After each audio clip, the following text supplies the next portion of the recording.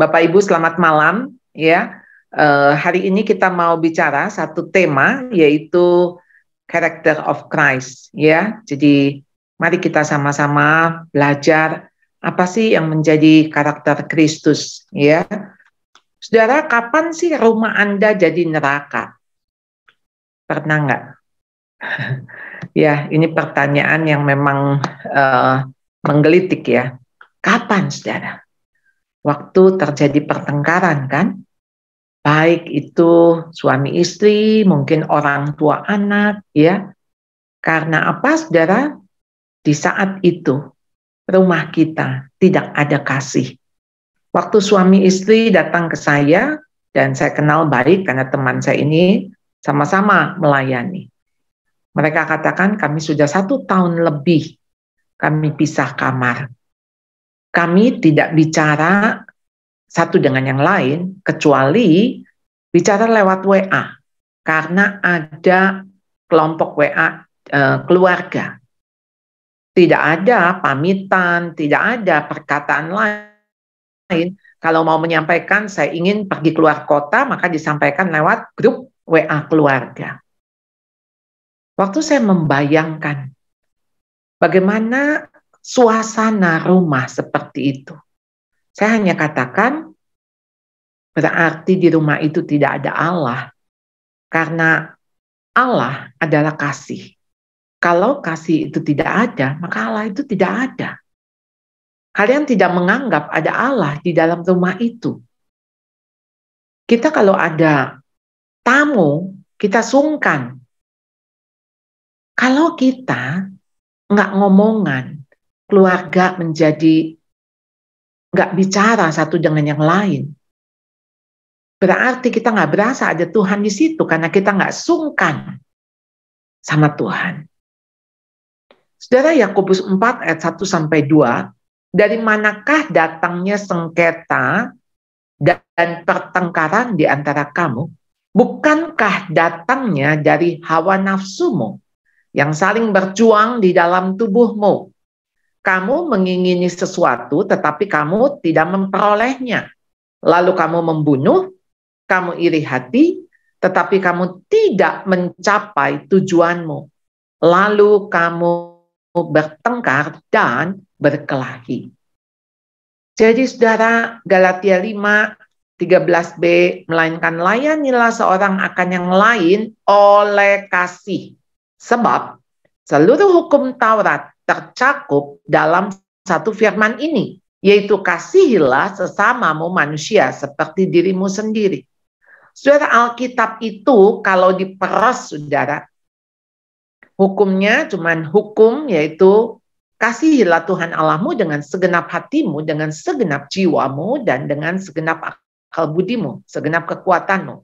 Hukum yang sama dengan itu ialah kasihilah sesamamu manusia seperti dirimu sendiri. Jadi saudara, bukti kita mengasihi Tuhan yaitu dengan mengasihi sesama. Jadi dikatakan sebab seluruh hukum Taurat ini hanya satu firman ini, yaitu kasih sesamamu manusia seperti dirimu.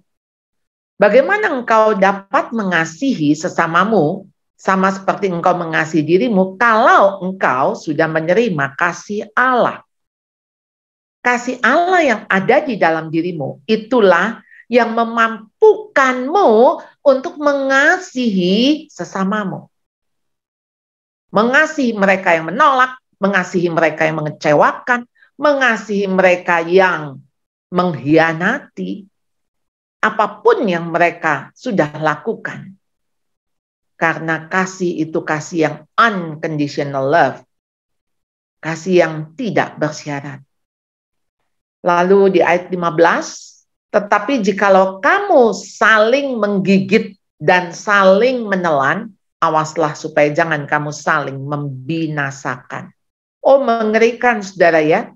Tadi Yakobus mengingatkan soal pertengkaran. Itu dimulai dengan hawa nafsu. Galatia 5, betul-betul saya ketemu kata ini, aduh ada ya, saling menggigit. Saudara, kata saling artinya berbalas-balasan. Jadi yang satu gigit, yang satu balas gigit. Saling menelan, saling membinasakan. Saudara, pernikahan tentu dimulai karena adanya kasih. Saudara mengasihi, maka saudara menikah. Heran ya, setelah menikah, kemudian kenapa jadi saling menyakiti, saling melukai. Di sini dikatakan saling menggigit, saling menelan, saling membinasakan. Jadi bukan melayani seorang akan yang lain karena mengasihi. Nah, saudara, di dalam Filipi pasal 2 yang nanti akan kita baca, saudara, dimulai dengan ayat yang pertama. Jadi karena dalam Kristus ada nasihat, ada penghiburan kasih, ada persekutuan roh, ada kasih mesra, dan belas kasihan. Saudara, dalam Filipi 2 ini, saudara, kata yang pertama itu yang menjadi kunci. Karena di dalam Kristus, maka kenapa Kristus itu sebagai pusat. Jadi karena di dalam Kristus, ada apa, saudara? Ada kasih.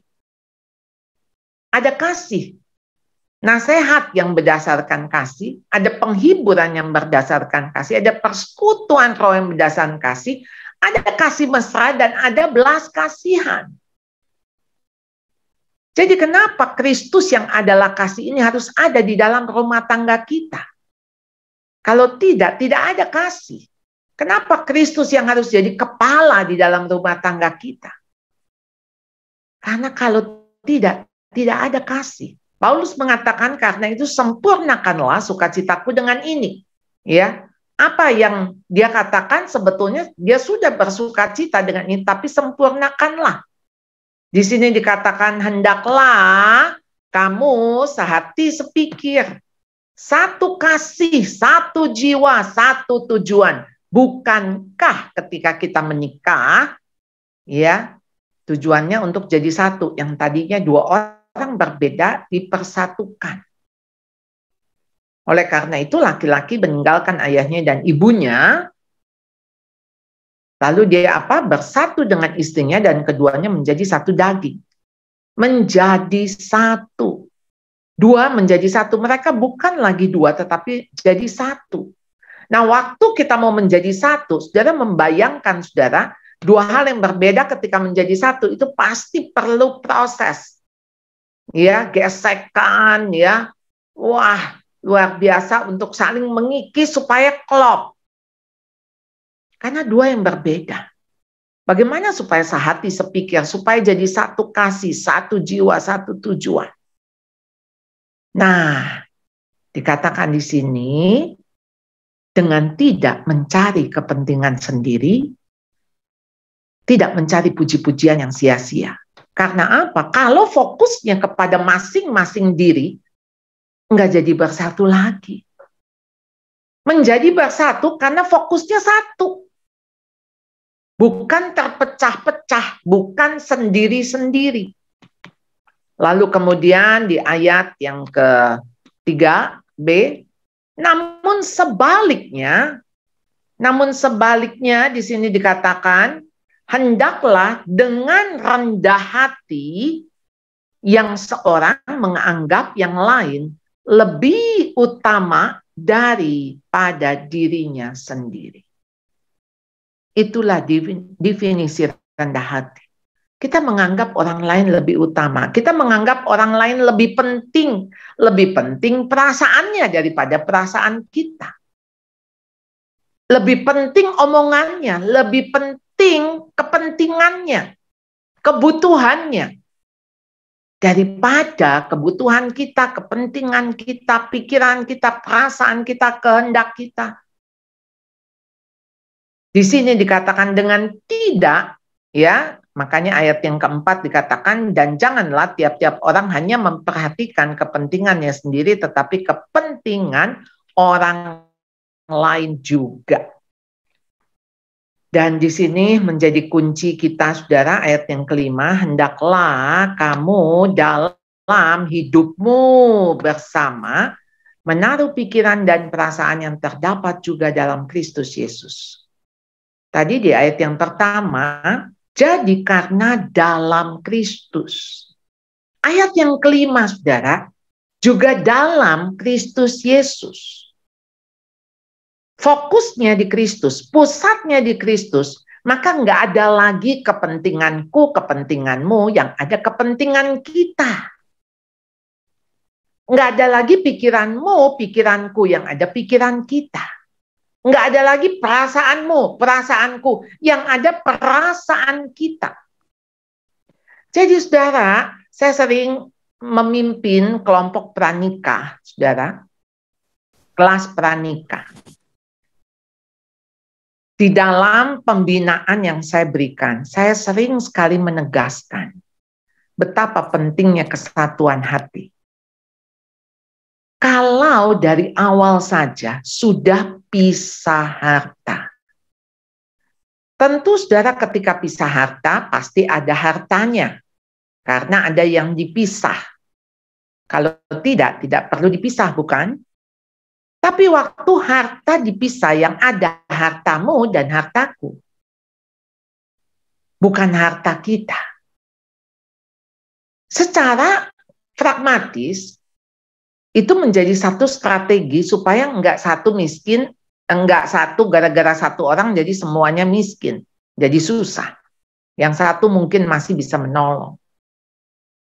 Tapi saudara, saya melihat kasus-kasus yang saya hadapi, karena saat-saat ini saudara, berapa banyak pasangan muda, karena istri-istrinya juga bekerja, terjadi uangmu, uangku. Uangmu, uangmu, uangku, uangku. Bisa suaminya beli rumah, lalu kemudian si istri bikin dapurnya. Ketika ditanya, kenapa pakai uangmu? Ya kasihanlah, karena kan dia sudah beli rumah ini. Jadi aku sekarang bikin dapurnya. Sampai terjadi ketika suami punya mobil, istri punya mobil. Satu hari si istri pakai mobil suaminya. Lalu si suami marah-marah karena istri tidak isiin bensin. Jadi dia bilang, tadi kamu pakainya kan full. Kenapa kamu tidak kembalikannya full? Saudara, bagaimana kalau kehidupan bersama itu sudah masing-masing, sendiri-sendiri. Ada kepentinganku, ada kepentinganmu. Jadi saudara, ini yang harus kita hati-hati. Karena kita harusnya punya pikiran yang sama, punya perasaan yang sama seperti Kristus. Jadi pikiranku, pikiran Kristus, perasaanku, perasaan Kristus. Demikian juga kamu.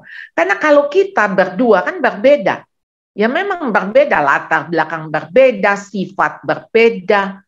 Lalu bagaimana dijadikan satu? Pasti tidak mudah. Jadi Kristus yang jadi poros, yang menjadi pusat. Maka kita sama-sama menaruh pusat kita, yaitu Kristus. Nah, saudara, setelah dari Filipi 2 ini, saudara, ayat 1 sampai ayat 5, mari kita melihat apa yang Tuhan pikir, itu juga yang kita pikir. Think what would Jesus do? Apa nih? Kalau ini Yesus menghadapi ini, apa nih yang Yesus lakukan? Apa yang dilakukan Kristus Yesus di ayat ke-6 hingga ayat yang ke-8? Yang walaupun dalam rupa Allah, tidak menganggap kesetaraan dengan Allah itu sebagai milik yang harus dipertahankan. Melainkan telah mengosongkan dirinya sendiri. Dan mengambil rupa seorang hamba dan menjadi sama dengan manusia. Dan dalam keadaan sebagai manusia, ia telah merendahkan dirinya dan taat sampai mati. Bahkan sampai mati di kayu salib. Jadi kalau saya mau memperlihatkan diagramnya, saudara, yang walaupun dalam rupa Allah telah mengosongkan dirinya dan menjadi sebagai manusia. Saudara, dia Allah yang ada di surga. Dia turun ke dalam dunia. Waktu dia turun ke dalam dunia, dia tidak sebagai raja, dia tidak sebagai penguasa, dia mengosongkan dirinya, dia mengambil rupa seorang hamba. Jadi bukan hanya manusia, dia turun lagi derajatnya hamba. Bahkan matinya di kayu salib itu seperti penjahat.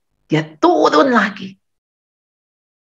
Seperti sebagaimana hukuman bagi seorang penjahat. Hukuman yang paling berat. Saudara, saya nggak tahu ya. Itu turunnya Allah tuh turunnya ke berapa? Ya, sampai ke titik yang paling rendah. Ketika dia taat sampai mati, bahkan sampai mati di kayu salib. Saudara, inilah incarnational love. Kasih yang berinkarnasi. Saya suka mengingatkan orang tua. Saya katakan, Bu, kasihi anakmu. Ampuni dia. Ya dia yang salah. Dia yang mesti minta maaf dong sama saya. Saya bilang dia nggak akan sadar. Dia nggak ngerti. Dia nggak tahu. Sama seperti pesan Tuhan Yesus, ampunilah mereka sebab mereka tidak tahu apa yang mereka lakukan. Ataupun kalau mereka tahu, mereka tidak mengerti apa yang mereka lakukan. Jadi, hampiri anak itu.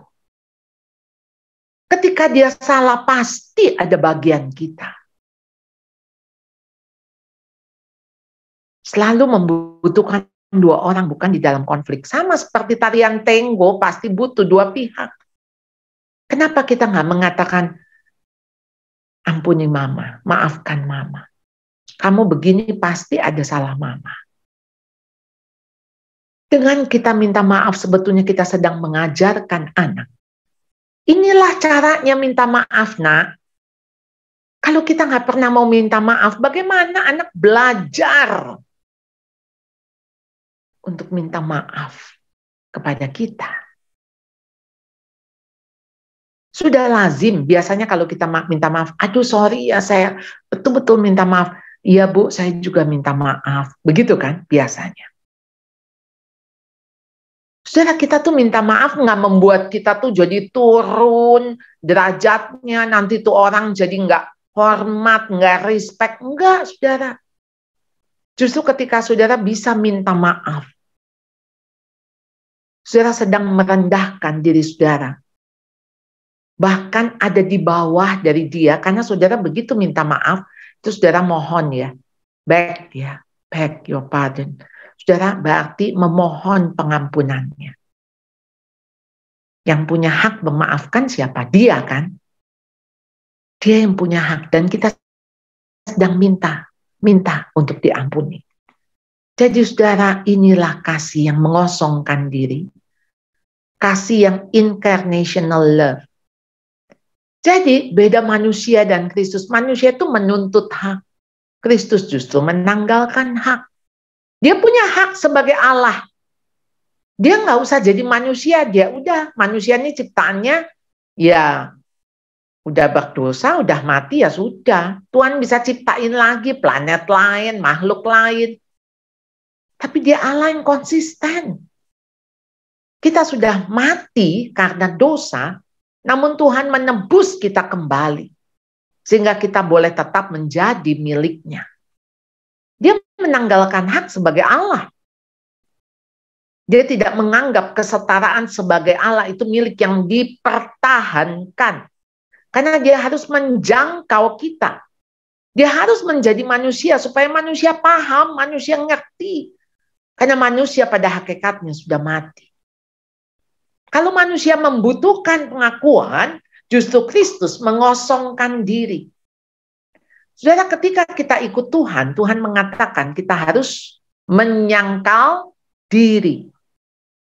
Tapi alih-alih kita menyangkal diri, kita sering mendengar orang mengatakan, kamu nggak tahu siapa saya? Siapa saya di tempat ini, di rumah ini, di kantor ini? Wah, saudara, ada ilah dalam diri kita. Ilah untuk penghargaan. Ilah untuk penerimaan.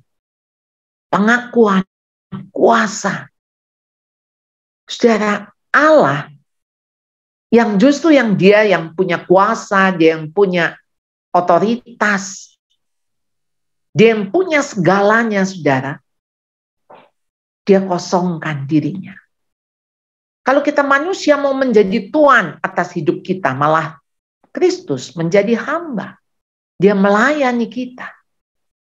Ingat waktu Kristus mencuci kaki murid-muridnya. Kristus melayani kita. Jadi saudara, ketika manusia meninggikan diri, justru Kristus merendahkan diri. Jadi mari saudara kita lihat satu-satu. Manusia memperjuangkan hak. Wah, manusia itu butuh pengakuan ya. Dia mengatakan, di mana harga diri saya? Wah, saya harus perjuangkan harga diri saya. Saudara, kita ini begitu ditebus Kristus dengan darah yang mahal, harga kita tuh mahal, nggak usah dicari-cari lagi.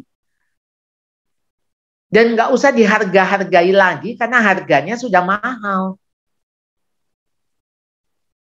Sesuatu yang sudah mahal, saudara, nggak usah diperjuangkan untuk dia nilainya mahal, nggak usah, karena memang itu barang mahal. Kira-kira saudara coba membayangkan ketika ini sesuatu barang, saudara. Justru kita belanja ya, beli barang yang mahal, kita nggak tawar kan? Mana kita tawar berlian? Saudara mau tawar gitu, beli jam Rolex, nggak bisa ditawar. Saudara mau ambil, saudara nggak mampu ya jangan ambil gitu, karena memang nilainya segitu. Tapi saudara beli kangkung di pasar, saudara tawar ya, itu heran ya. Kangkung yang harganya hanya beberapa ribu rupiah, kemudian saudara gabung-gabung, kemudian ya makin dikurangi lagi, dipotong lagi gitu ya. Tapi itulah manusia. Manusia pikir manusia punya hak. Ya. Jadi dia butuh untuk dikenal, butuh diakui, dia butuh dihargai, dia butuh dihormati, butuh untuk dibanggakan. Saudara, mengerikan loh kalau manusia tuh masih mencari ini. Karena apa? Dia akan menjadikan dirinya itu ilah, dewa. Akan menjadikan dirinya itu menjadi pusat. Pusat kita bukan diri kita. Diri kita itu sudah nggak ada. Karena hidupku bukannya aku lagi. Tapi Kristus yang hidup di dalam diriku. Jadi bukan aku lagi yang dikenal, tapi Kristus yang dikenal, bukan aku lagi yang diakui. Kristus yang harus diakui, bukan aku lagi yang dihargai, dihormati, tapi Kristus. Bukan aku yang dibanggakan, tapi Kristus yang dibanggakan. Jadi manusia menuntut hak, saya sudah begini, saya tuh lebih baik, saya tuh bayangkan gitu ya. Aduh, saya kemarin tuh mendengar teman yang suaminya selingkuh, saudara. Dia marah sekali. Dan dia mengatakan, saya sudah seperti ini, saya sudah seperti itu. Tapi suami saya betul menyakitkan memang, saudara. Saya kemarin cuma bilang sabar. Ini masih dalam proses. Mau nggak kamu tanya sama Tuhan? Waktu dia tanya, saya harus bikin apa? Saya harus ngapain? Yuk kita tanya Tuhan. Lalu sore harinya, saya dapat laporan, dia bilang, saya sudah labrak itu perempuan. Saya sudah datangi perempuan itu. Jangan ganggu-ganggu suami saya. Lalu suami saya marah sekali kepada saya. Saya nggak tahu, besok saya siap perang lagi. Saudara, saya cuma ingatkan dia, saya bilang, jangan gegabah. Ini kita tuh lawannya, kita tuh musuh kita bukan manusia. Manusia itu sesama kita. Musuh kita adalah apa yang dibalik dari manusia itu adalah suatu kuasa. Kuasa apa tuh yang membuat si suami ini jadi jatuh dan selingkuh? Itu yang mesti kita perangi, kuasa itu. Jadi bukan si suami atau si wanita yang menggoda, mungkin menggoda atau tidak menggoda ya. Jadi saudara, sementara manusia memperjuangkan hak, tapi Kristus menanggalkan hak. Waktu dia menanggalkan, dia kehilangan harga diri, status. Saudara, dia kehilangan kenyamanan. Dia kehilangan yang namanya dia punya hak untuk tidak disakiti ya, karena dia tidak salah, saudara. Dihina, disepelekan, diremehkan. Saudara, kita kalau manusia ya, kita mengalami ini, saudara, dihina, disepelekan, diremehkan. Aduh, rasanya tuh sakitnya tuh di sini gitu ya. Jadi saudara, ini yang harusnya manusia sadar. Sementara kita yang sesungguhnya nggak layak ya untuk menerima pujian, penghargaan. Tapi sementara kok itu yang kita cari. Dan Kristus yang mestinya dia layak dipuji, dipuja, dimuliakan. Tapi justru dia lepaskan demi kita, saudara. Dia dianggap rendah, diabaikan, disalahkan. Saudara, dia kehilangan hak, diperlakukan adil. Karena dia diperlakukan tidak adil. Dia tidak dianggap keberadaannya. Keberhargaannya tidak ada. Dan inilah dia mengosongkan diri. Jadi saudara, manusia egois. Apa sih lawan daripada kasih? Egois. Lawan daripada kasih itu bukan benci. Lawan daripada kasih adalah egois. Saudara, saya tidak mungkin membenci orang yang saya tidak kenal. Jadi misalnya katakan, dia itu menghina saya. Saya nggak kenal dia, saya cuek aja, ngapain saya benci. Tapi ketika suami saya menghina saya pasti akan sakit hati. Saya pasti akan terluka. Dan mungkin saya akan membencinya karena saya mengasihinya. Jadi saudara, ketika manusia egois yang pusat perhatian dirinya tuh kebutuhannya, keinginannya. Tercapai apa enggak, kalau enggak dia menjadi marah. Makanya ketika manusia cinta diri, dia egosentris, dia selfish, maka enggak ada tempat buat orang lain, apalagi Tuhan. Karena seluruh pusat perhatiannya adalah pada dirinya. Kesenangannya, kebahagiaannya, kenyamanannya. Jadi saudara, dia mengharapkan imbalan atas apa yang telah dilakukan atau diberikan kepada orang lain. Itu orang egois. Enggak mau rugi. Senang lihat orang susah, susah lihat orang senang. Ini bahaya banget saudara ya. Orang yang egois ya, orang yang bisa iri hati. Dia mengambil keuntungan dari kemalangan orang lain. Orang egois itu nggak mikirin orang lain. Saudara, saya ingat ada satu teman yang ketika zaman dulu itu ada namanya Makro, saudara ya. Jadi pusat grosir. Rupanya dia tahu ada barang yang di labelnya salah. Mungkin zaman dulu saya nggak tahu secara computerized bagaimana. Jadi mungkin harga itu 99.900, tapi akhirnya ditulis cuma 9.900. Wah, ini harga cuma 10%. Nah, dulu ada ketentuan. Belanja di Makro hanya boleh dua barang begitu. Satu orang. Wah, dia balik lagi. Dia bawa anaknya, bawa asisten rumah tangganya. Semua dikerahkan. Ingat saudara, zaman kita riot tahun 98, itu terjadi ya soal susu ya. Susu anak ya, berebut, saudara, berebut. Sampai berantem-berantem. Manusia tidak peduli. Saudara, latihan ya. Kalau ada barang murah, saudara ambil satu aja. Supaya orang lain kebagian. Lalu kalau saudara bilang, toh orang lain juga melakukan hal yang sama, biarinin aja itu orang lain. Tapi saudara membatasi diri sesuai dengan kebutuhan saja. Jangan menimbun barang hanya karena berpikir, ya kalau nanti saya nggak ada bagaimana. Kita nggak mikir kalau orang lain nggak ada gimana. Memberi lebih sedikit saat menerima lebih banyak. Makanya orang makin kaya bisa makin pelit. Karena apa? Karena dia takut susah. Hanya orang miskin, saudara, yang nggak takut susah karena memang sudah susah. Jadi bagi dia, saudara, diberikan juga, ya nggak diberikan saya juga tetap miskin, diberikan juga saya tetap miskin. Nggak berkurang miskinnya. Nggak nambah miskinnya. Makanya kenapa orang miskin lebih mudah bisa memberi gitu ya. Saya belajar dari janda yang memberikan 2 peser. Dia memberikan seluruh apa yang ada pada dia. 2 peser itu. Ya. Apakah ini janda nekat? Ya karena dia berpikir setelah 2 peser pun dia masih bisa bekerja, dia masih punya tenaga.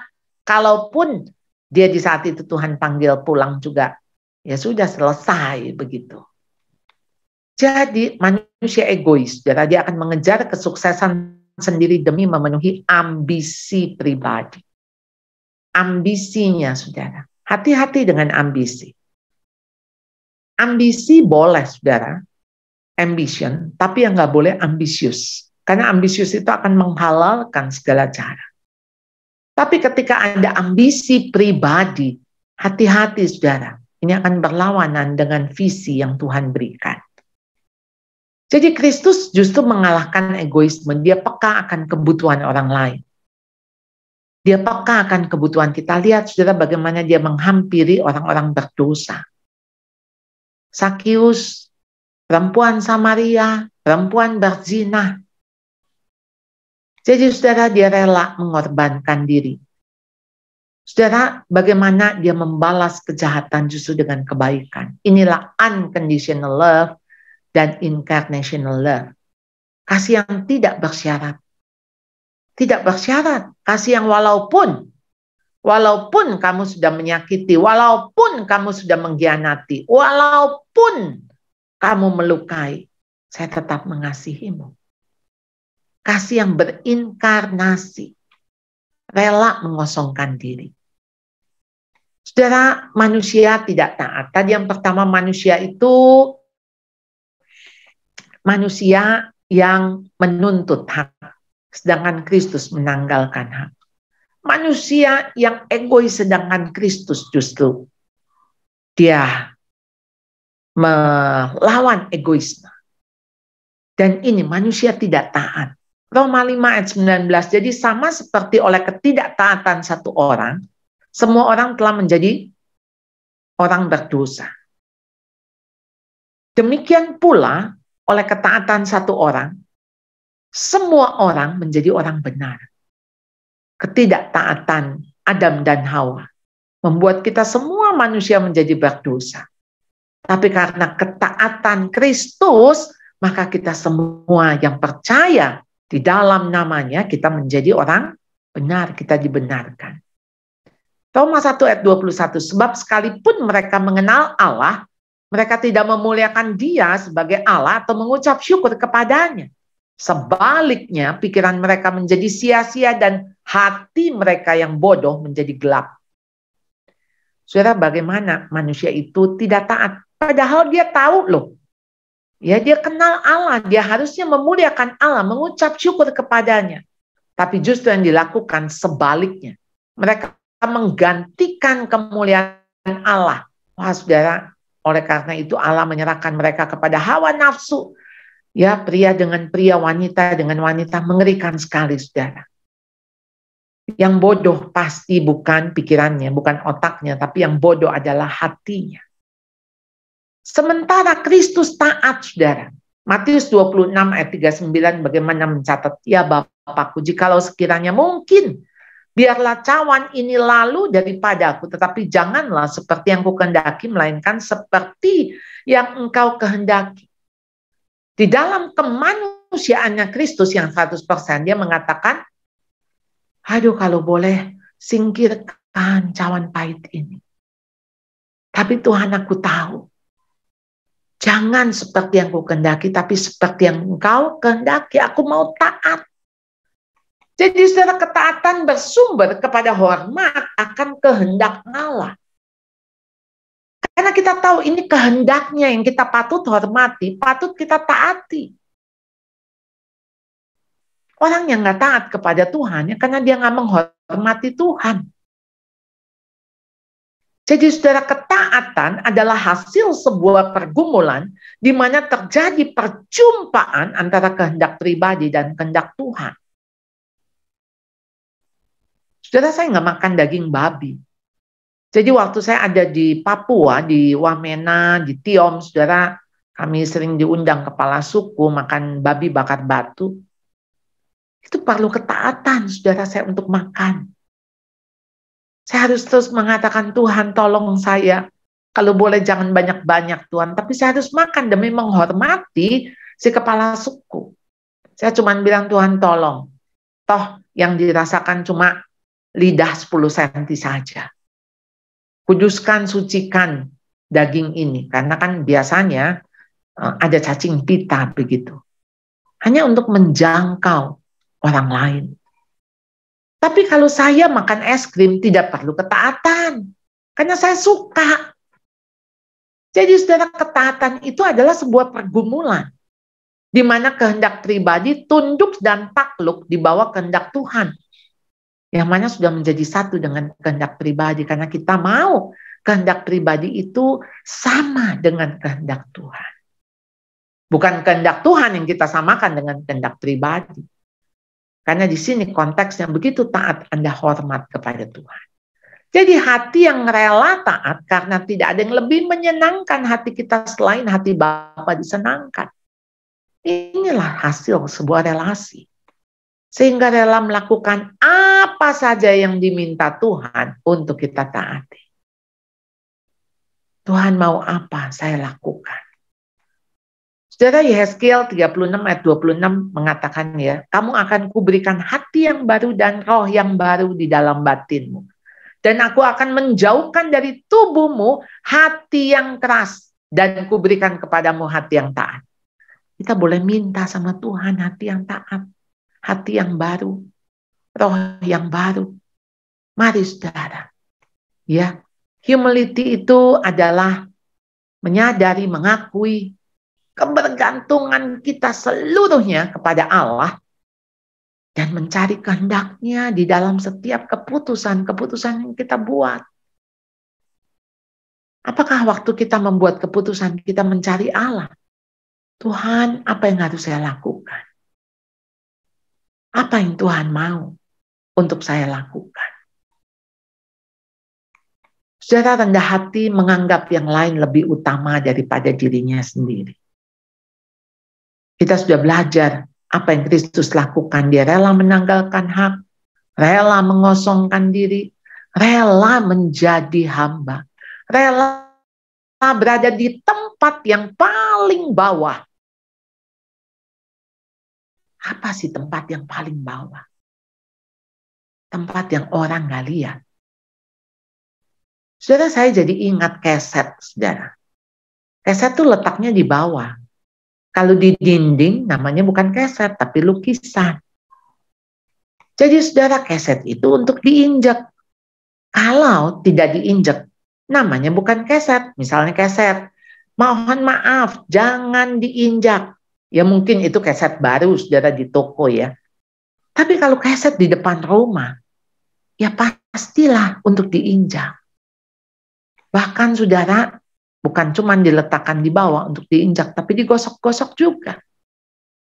Anak saya bilang, Mam, kalau begitu, keset itu kan nanti ada kotoran, jadi nggak bisa dipakai lagi. Oleh karena itu, saya bilang keset itu harus selalu bersih, supaya bisa digunakan. Kalau kotor, ya bersihin lagi. Supaya bisa berguna. Dan memang itu gunanya keset, fungsinya keset. Dia mesti ada di bawah, diinjak, digosok-gosok, dan ditinggalkan kotoran. Gak apa-apa. Tidak apa-apa karena memang fungsinya. Tapi keset itu harus membersihkan diri lagi supaya bisa dipakai. Dan keset itu welcome. Welcome untuk diinjak. Welcome untuk dikotori. Saudara, tentu saja maksudnya bukan kita sedang merendahkan diri kita serendah-rendahnya, nggak apa-apa, saya emang keset diinjekin. No, saya lagi bicara fungsi keset. Apa fungsi kita masing-masing? Allah mau kita apa? Karena kita melakukan kehendaknya. Sesuai dengan yang Allah inginkan. Dan waktu di tengah-tengah hidup kita, saudara, kita mengalami letih, lesu, beban, berat ya. Tuhan tuh mengundang kita. Tuhan datang. Dia katakan, marilah kepadaku. Dia yang mendatangi kita, saudara. Semua yang letih, lesu, dan berbeban berat. Aku akan memberi kelegaan kepadamu. Pikulah kuk yang kupasang dan belajarlah padaku. Ingat, kuk yang Tuhan pasang itu enak dan bebanku pun ringan. Dan belajarlah daripadanya karena Tuhan itu lemah lembut dan rendah hati.